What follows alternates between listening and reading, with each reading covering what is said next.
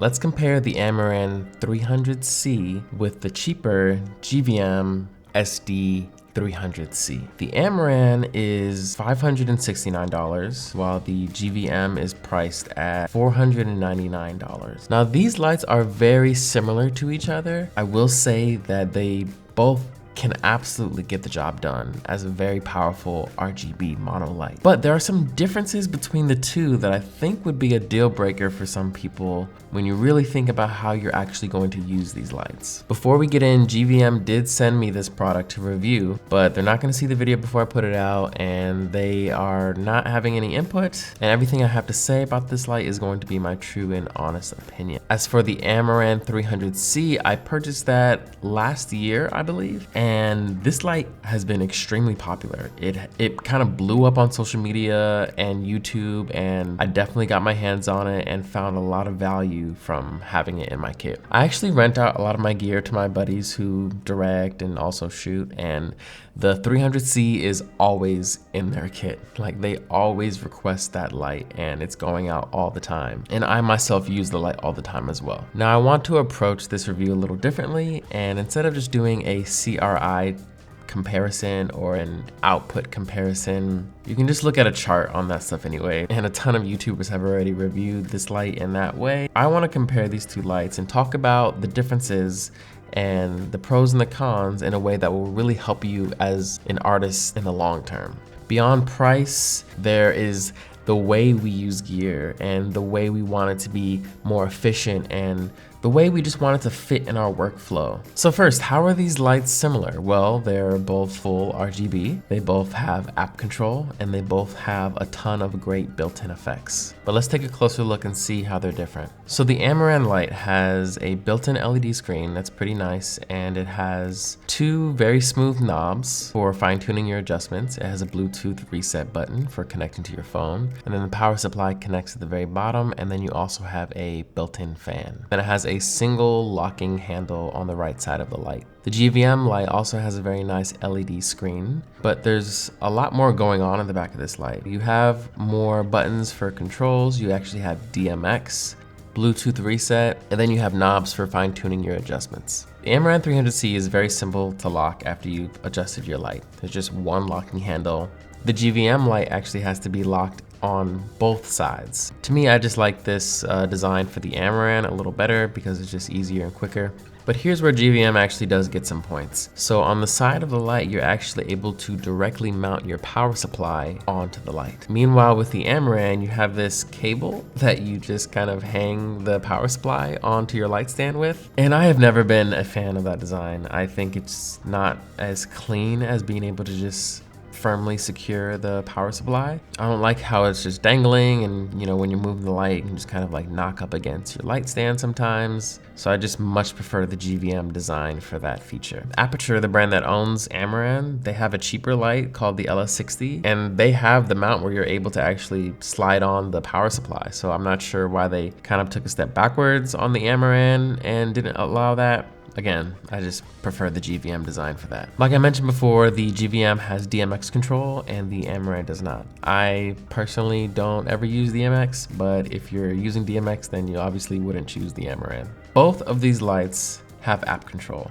And honestly, you really cannot compete in the market if your light does not have this feature. Using the app for both lights, you can control lighting effects, colors, you can source match, and the GVM app actually has a rhythm effect feature. So you can play music and the app will pick it up and match the lighting effects to the waveform of the music. Now with the Amaran 300C, you cannot access the lighting effects on the physical light. You have to use the app to access those settings. On the GVM, you actually can access those settings on the back of the light and go into the settings, find them, adjust them, change them however you want to, and turn them on. And obviously, using the app is just the easiest way to take control of your light, but sometimes it's just really nice to just grab the light wherever you are on set and just make some fine adjustments and then continue. This is a scenario that I find myself doing a lot. For example, with my F22C, I'm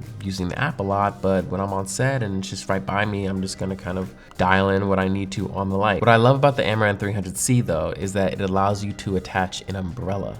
Now, umbrellas are a great tool for lighting. I love being able to mount a large soft source directly onto my Amaran 300C. I actually use this setup very frequently.